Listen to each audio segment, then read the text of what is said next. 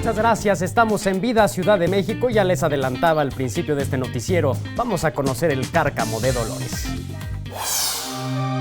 La Ciudad de México nació sobre el agua. Desde Tenochtitlán, el vital líquido ha sido un compañero inseparable. Con los siglos, bajo nuestros pies, se conformó una compleja red de ingeniería hidráulica, la cual permite que este preciado elemento llegue hasta nuestros hogares. Hacia 1941 se proyectó la etapa 1 del sistema Lerma, una solución hidráulica para abastecer de agua a los habitantes de la ciudad, particularmente los de la zona noroeste. El sistema lleva las aguas de la cuenca del río Lerma en el Valle de Toluca hacia la Ciudad de México.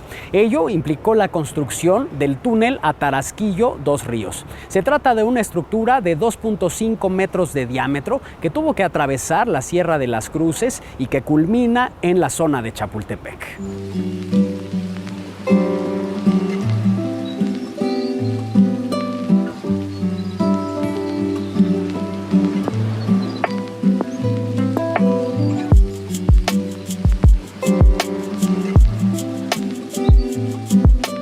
Aunque parezca que este monstruo subterráneo nos es ajeno, en la ciudad hay un singular espacio que demuestra lo contrario, pues rinde tributo a la conjunción entre la naturaleza y las disciplinas que nos permiten entenderla mejor: el Cárcamo de Dolores.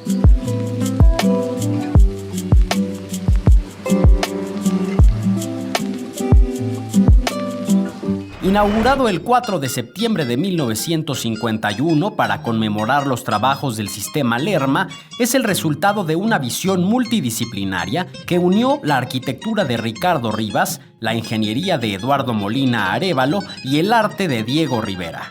Rivera realiza aquí dos intervenciones plásticas: la fuente de Tlaloc, que se encuentra en el exterior, y su mural El agua, origen de la vida en la tierra, el cual fue concebido como una pieza subacuática y que estuvo sumergido en el agua del Lerma desde 1951, que se inauguró, y hasta 1992. El edificio, en su arquitectura funcionalista, responde al sentimiento de modernidad que inundaba al país y al mundo, pero sin dejar de lado las raíces prehispánicas, como los relieves de Quetzalcóatl que están en las esquinas de sus techos o la fuente dedicada a Tlaloc al exterior del Cárcamo.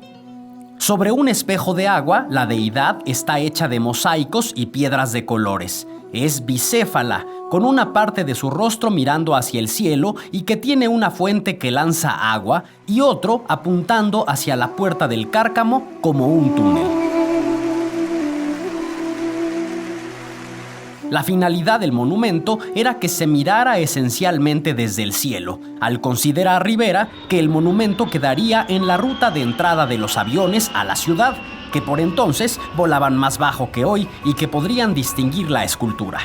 Tlaloc emerge del cieno, en el que se encuentran representaciones de Quetzalcóatl y símbolos acuáticos. La deidad, con los atributos clásicos de la iconografía prehispánica como anteojeras y lengua bífida, tiene en una mano una mazorca de maíz que toma de una milpa en la que está lloviendo, y en la otra 4 semillas de maíz que regresa a la tierra.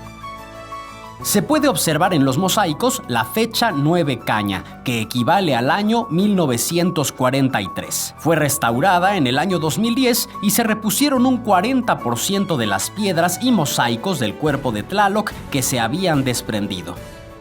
La fuente y el edificio no son las únicas dos joyas de este espacio. Diego Rivera nos regaló también un mural subacuático que conoceremos en la segunda parte de esta cápsula. Es el Cárcamo de Dolores y forma parte de la vida de la Ciudad de México.